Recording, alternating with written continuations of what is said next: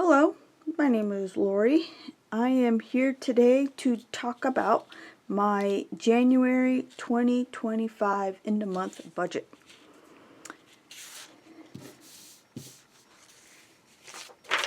Alright, so my budget for January of 2025 was $8,422. So I will try to zoom in here.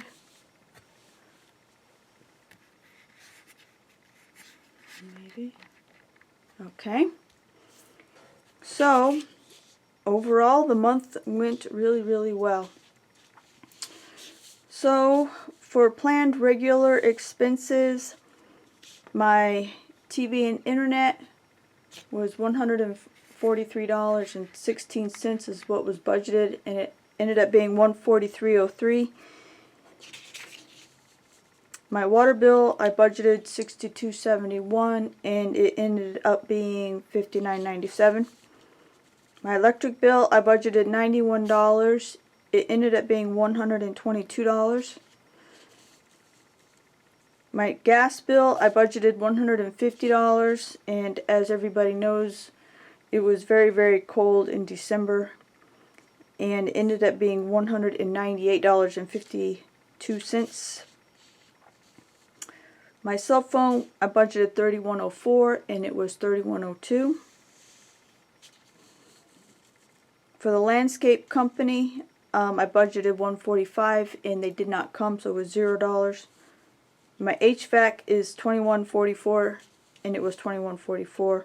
So my total regular planned expenses budgeted was $644.35 and it ended up being $575.98. For my savings, I planned to save $198 and I ended up saving, actually, this is not correct. Hold on. Okay, so it ended up being, I think it was about, and I'm going to have to go back and look, but I think it was $250. Or maybe it was $200, but it wasn't $280. I think that was a typo. Alright, so in my secondary savings, I put in $25. And I opened up a new SoFi checking account. And I put $25 into it. Food and groceries, I planned $437. I spent $144.63. For eating out and snacks, zeros. Coffee, I budgeted $30, and normally I don't include the tax, but this time I did, so it was $30.50. Household supplies, I budgeted $50 and I spent $0. And for personal, I budgeted $25 and I spent $0. For gas, I budgeted $135 and I spent $71.22. I was planning on going to a quilt show, and I did not go because I didn't want to tempt myself to buy fabric, and I actually saved some money on gas.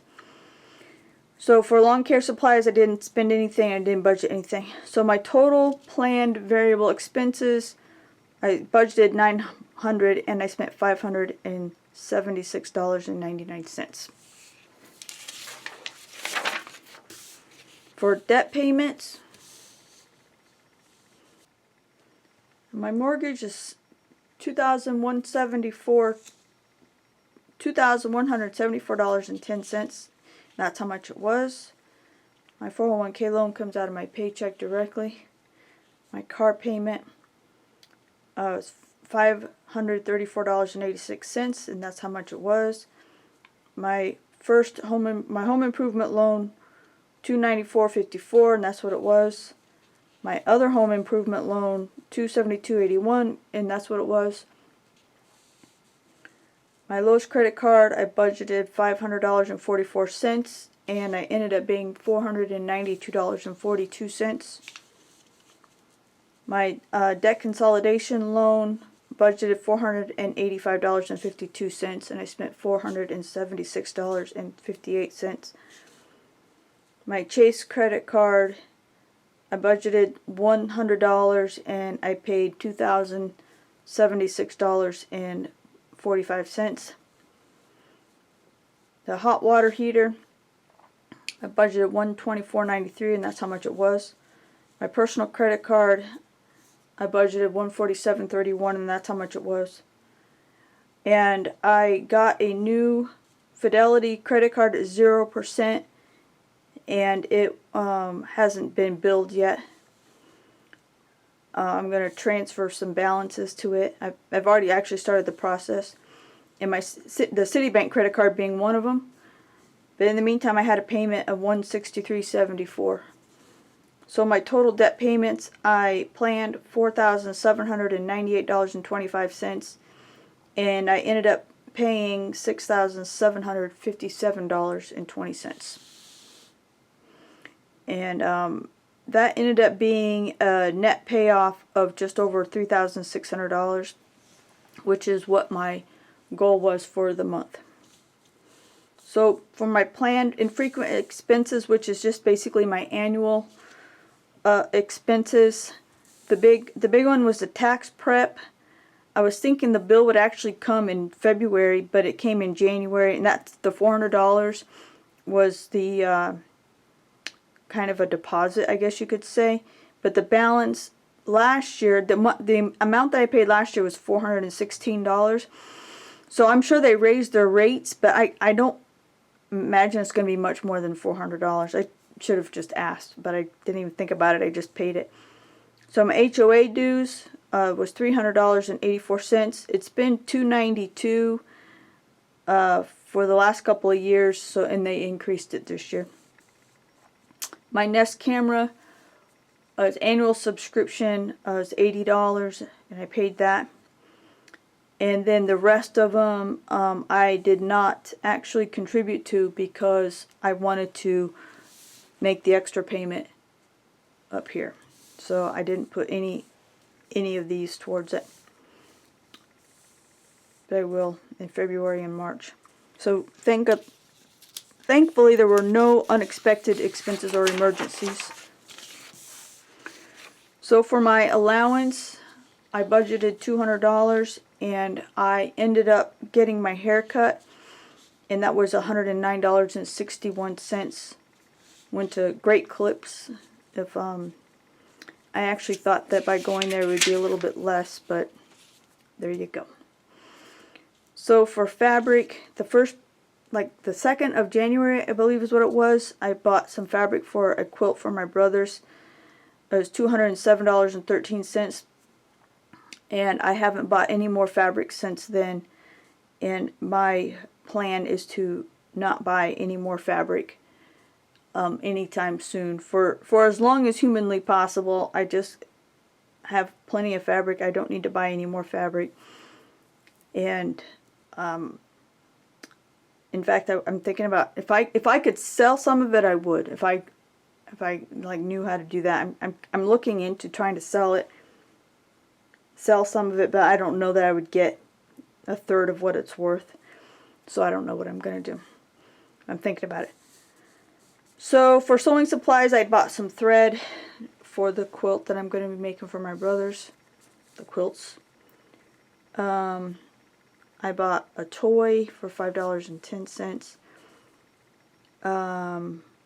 I signed up for an online debt tracking tool.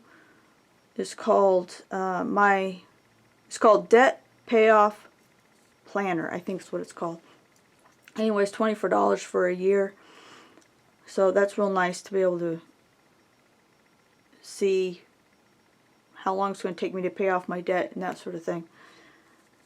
My son did not want me to buy him a birthday cake, so we made a birthday cake for him, so it didn't cost me anything. I just put the money in with the groceries.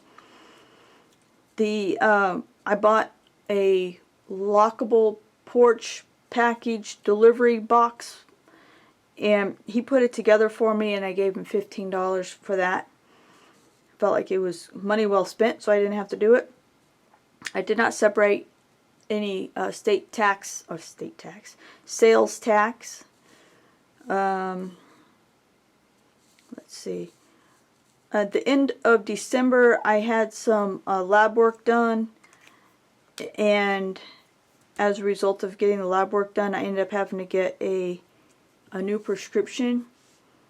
So it was not expected, but the my healthcare savings account paid for it, and it was only $6.30. And as a result of a lab test, I called my doctor's office to make an appointment, and I actually didn't think I'd get an appointment right away. I figured it would be, a couple of months from now, but they told me I could come in the next day, and so I did, and that ended up being $140.44.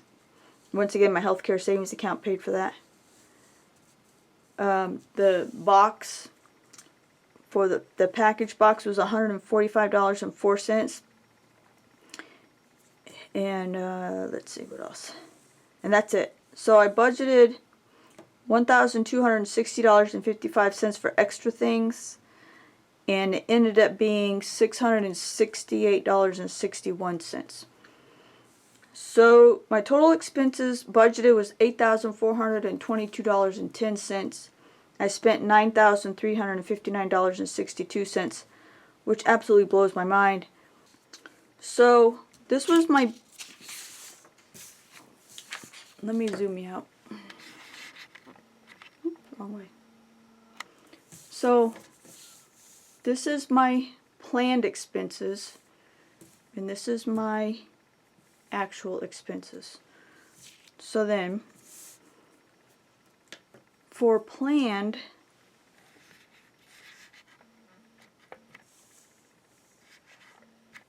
percentages, so my planned regular expenses was 8%, and it ended up being 6%. Alright, so my planned variable expenses was 11%, and it ended up being 6%. My debt payments, I planned at 57%, and it ended up being 72%.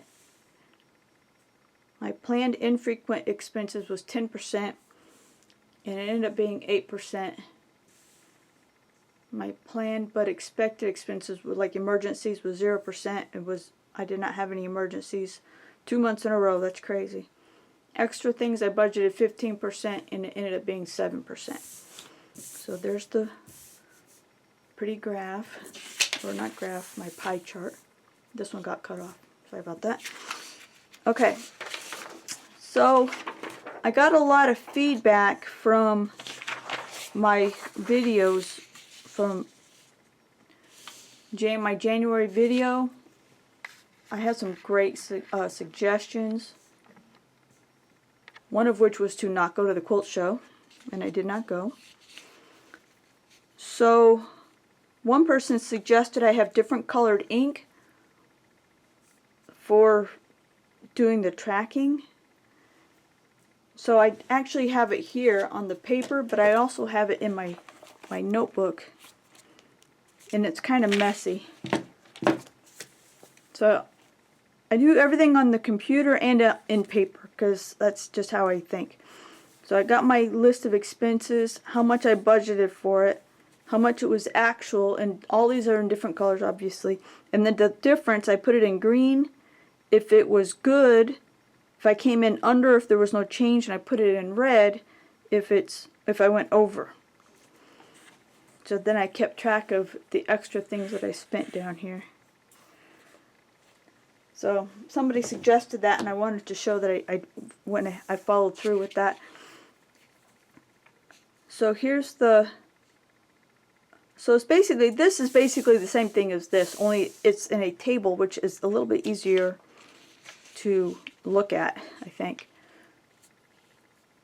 So my planned regular expenses right there's a difference of $68.37, and so I was under for that. And I was under for my planned variable expenses by quite a lot. My infrequent expenses was under also. So the only thing that was over really was my debt payments. And the reason why I did that is because I promised myself I wanted to pay off an average of $3,600 a month for the year, for each month of the year. And I realized to myself that I was not going to get out of debt with hope. You know, hope doesn't pay the bills. I can't say I hope to get out of debt. I knew I had to actually do something about it, so I took all the money I'd saved up, you know, for my sinking funds and whatnot, in my 100 envelope challenge. I just took it all to the bank. So, in an attempt to talk about some of the things that were asked me in the video, in the comments section, so I'm just going to go over some of the things that I did in January to make things better.